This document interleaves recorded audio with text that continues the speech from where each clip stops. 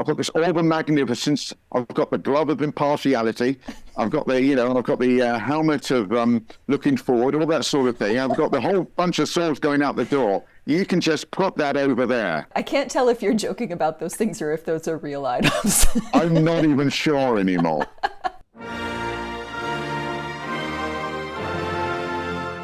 Hello, everyone, and welcome to another episode of A Very Special Relationship, the show that doesn't let a silly thing like the Atlantic Ocean come between us.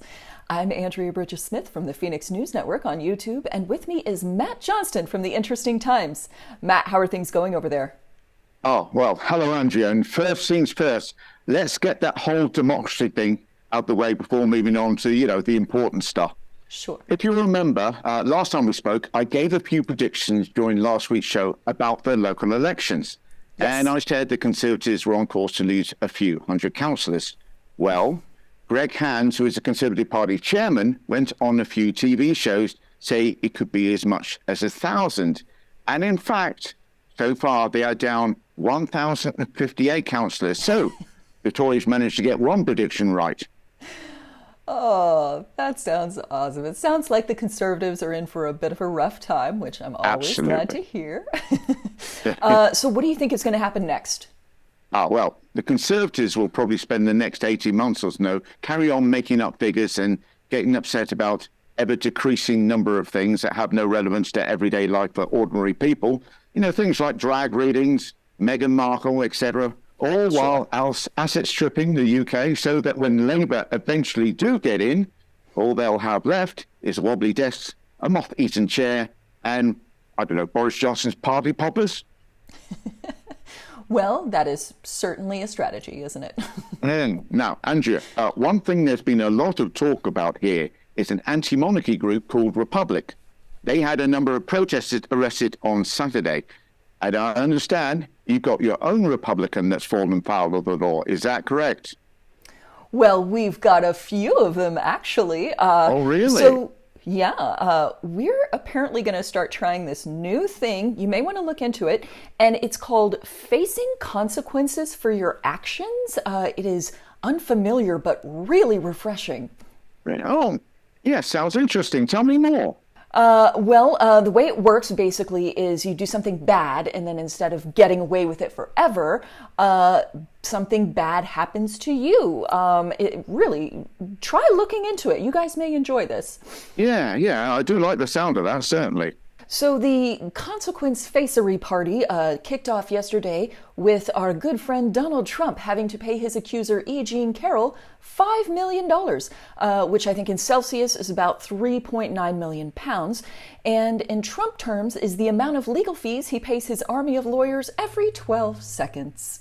Wow. That's crazy. So do we know what happens now? Is that it? He just has to pay the money? And So what'll probably happen next is he will probably appeal that decision, and it'll go up and up through the courts until they finally say, knock it off and pay her, by which point he will have paid probably way more than $5 million in legal fees.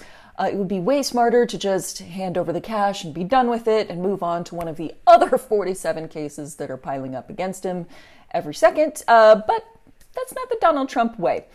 Well, that's what we call the Prince Andrew approach over here.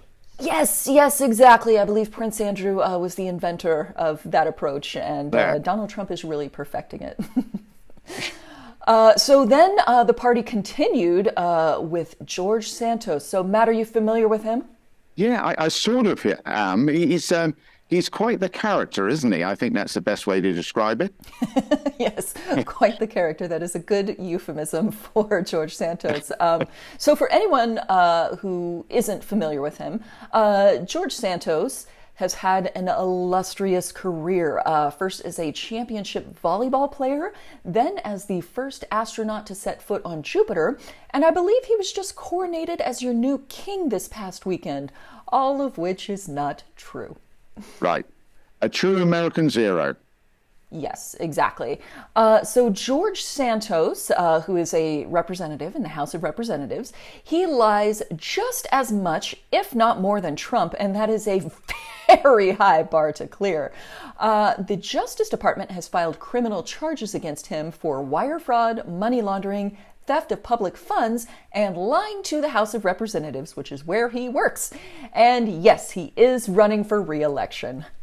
Wow. Yes, this is clearly a person that has, as we said, a bit of an interesting life.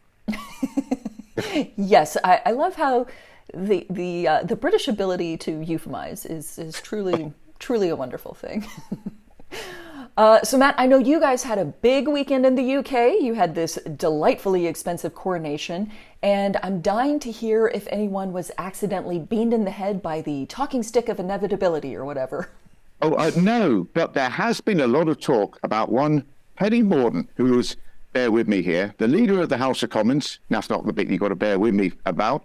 But she received a lot of accolades due to her non-ministerial role of presenting the dual sword of offering in a ceremonial role as Lord President of the Privy Council and bearer of the Sword of State. Basically, she had to stand for a long time, about 2 hours, with a heavy sword. I mean, weighs over 3.5 kilograms, and it's got to be kept at right angles away from the body. It's very impressive. So much so that quite a few Conservative thinkers and MPs have suggested that, based on that, she would make a good Prime Minister. And I bet you thought picking a leader based on their ability to pull a sword out of a stone was just a myth. All right, so there is a lot to unpack there. First, can we just have a quick giggle about the jeweled sword of offering? What does one do with the jeweled sword of offering, Matt, besides make their personal trainer very proud? Oh, genuinely, and I looked this up, genuinely, after 2 hours, they offer it to the Archbishop of Canterbury, who kind of picks it up and puts it over somewhere. Let's be honest. You could easily just say, that's fine, just put it over there. Honestly, I've got this orb of magnificence. I've got the glove of impartiality. I've got the, helmet of looking forward, all that sort of thing. I've got the whole bunch of swords going out the door. You can just put that over there, for goodness sake. But it's a sword of offering. I know it's a sword of offering. Yeah, there we go. I can't tell if you're joking about those things or if those are real items. I'm not even sure anymore. Also, I don't know if you guys have considered maybe a nice table with a little fancy tablecloth over it, maybe a nice little sword box. You could just put it in there. But we can't just call it a table. It would be the table of, impotence. The table of infinite incredulity, perhaps. Yeah, yes. The table of irony and only have 3 legs and just fall over all the time. Oh man, they should really put us in charge of this coronation. That shit would be lit. They have a lot more fun. And I'd easily do it for £10 million. Well, a bargain price in this day and age. Also, I can't get over the Lord President of the Privy Council. I think that is maybe the most British thing I've ever heard in my life. What does the Privy Council do exactly? Well, they counsel the privies. No, actually, they're a group of senior politicians. They give advice to the sovereign, the king, the queen, whatever. Like I imagine, don't wear that robe. It makes you look fat. All right, very useful. Important to have people that can tell you that. Okay, and then finally, I have to say, picking her as prime minister based on her ability to hold a sword for a long time, it's actually not the worst thing I've ever heard. We once picked a guy who was on The Apprentice, and look at how well that worked out for us. Oh yeah, whatever happened to that guy? Actually, that's a good point. Now, on to more serious matters, Andrea. I understand there was another mass shooting in Texas, your home state, last week, wasn't there? Yes. They do seem to be happening with alarming regularity. Yes, and Matt, I appreciated you checking on me this weekend after that happened. Luckily, myself and my family and friends were not there. I live a few hours away from there, but it's always scary when one of these happens nearby, which, as you said, is happening more and more often. So there are 2 schools of thought about how to deal with this pervasive issue of gun violence that happens all the time in our country and somehow never ever in yours. Option 1, which is proposed by the Democrats, is to maybe chill the fuck out on the fucking guns, you guys. The idea of good old common sense gun regulation, which the majority of this country supports, but we still do not have for some reason. It's so weird. There's also this idea of trying to keep people out of poverty so that they have the money to go get mental health care if they need it, and then just, providing mental health care to those who need it. It's an absolutely preposterous set of proposals that could never, Ridiculous. ever work. Yes. Then there's option 2, which is proposed by the Republicans, which is to read your guns a bedtime story and kiss them gently before you go to sleep.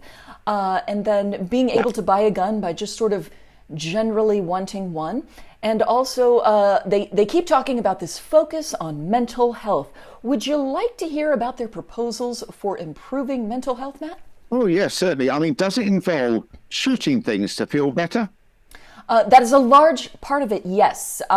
So Greg Abbott, governor of Texas, after this shooting this weekend, he spent a lot of time talking about mental health, and he has solved the problem of mental health by cutting over $200 million in funding from the agency that oversees mental health in Texas. So you know that phrase, throw money at the problem?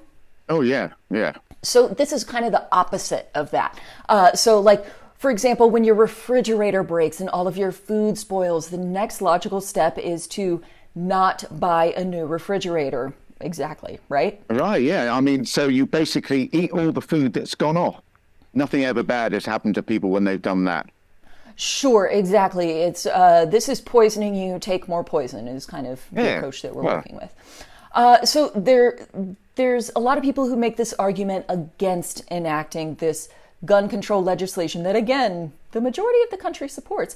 And their argument is that even if we do enact gun control measures, that determined criminals will still find a way to get guns, so there's just no point in banning them. And to that, I have a couple of follow-up questions. Number one, to those people, I would ask, do you lock your doors at your house? Because a determined criminal can just come in anyways, right? So no reason to lock your doors. Question number 2, if someone is a car thief and they steal cars, should we make it easier or harder for them to steal cars? Just a couple of bits of food for thought there for people making that argument. Or indeed, what's the point in having a border of any description if people are just going to try and get in anyway? Sure, they're always going to find a point, aren't they? Exactly. So no need to build that border wall. Big waste of time. Just, leave it. It's not going to do any good anyway. It's tricky. I mean, tricky, certainly. As I understand it, the whole getting gun things was brought in originally to stop us Brits. And I'll be honest, it seems still pretty effective because I won't want to go wandering around certain parts of the States where everybody had a gun. Yes, this is what is known as playing the extremely long game. But people in this country still get shot, even though guns are illegal to the vast majority of individuals. We had 35 deaths recorded in 2021.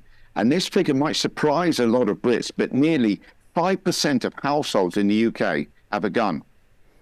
I'm actually kind of surprised by that. I thought you guys had like 4 guns for the whole entire country and they were in the hands of the military. So what's the process like for getting a gun over there? Honestly, I'm not sure. I've never tried, so I wouldn't really know where to start. But I do know that it's a bit more stringent in the way of checks than you guys have over there. Like you get one with a Happy Meal. Is that right? Yes, exactly. It's important that the children have an opportunity to use the guns too. That's an interesting approach that you have restrictions that are so severe that you don't even know what they are and would have to go hunting to find out. So just want to compare. In 2021, you said you had 35 gun deaths for the whole entire country. Is that right? Yeah, that's correct. Okay, 35. So for a comparison, we had 48,830 gun deaths to your 35. Now, of course, the U.S. is a lot bigger. So if we break that down, per every 100,000 people, 0.6 people get shot in the UK, so about half a person, hopefully the lower half, because all the important bits are usually up top. And for every half a person that gets shot in the UK, about 4.5 people get shot in the US. So a lot of people are saying that the US actually has more shootings, even when you factor in the Fahrenheit Celsius conversion. Wow. Okay, sorry, but that's crazy. I mean, I knew you guys had gun deaths. we couldn't avoid it. I mean, it's all over the news whenever it happens. But Right. genuinely, I thought it might be something in the region of a few thousand. But wow. Although, to be fair, if I was living in the States and I heard those figures, it would actually make me want to go out and get a gun just in case somebody wanted to shoot me. Well, that actually is a very effective marketing campaign for gun manufacturers and for the NRA. So every time there's a mass shooting, it's just, like, well, you should go out and get a gun. And it's just really a dumb Pretty effective system. advert, yeah. Yeah. It's not my favorite, honestly. The U.S. is a deeply weird country, and I know that that is something that we have in common. Oh, yes. Well, we showed it only last Saturday, for goodness sake. There we go. Yes, exactly. All right. Well, that's it for another week. A big thank you to Andrea, and to catch more of her marvelous mirth, her channel is at Phoenix News Network. So get yourselves over there and get subscribing. And you can find my channel at The Interesting Times UK. I hope everyone has a good week. Please do stay safe, and we'll do it all again in a couple of weeks' time. What do you reckon, Andrea? Sounds great. Cheers, you guys. All right. Bye-bye.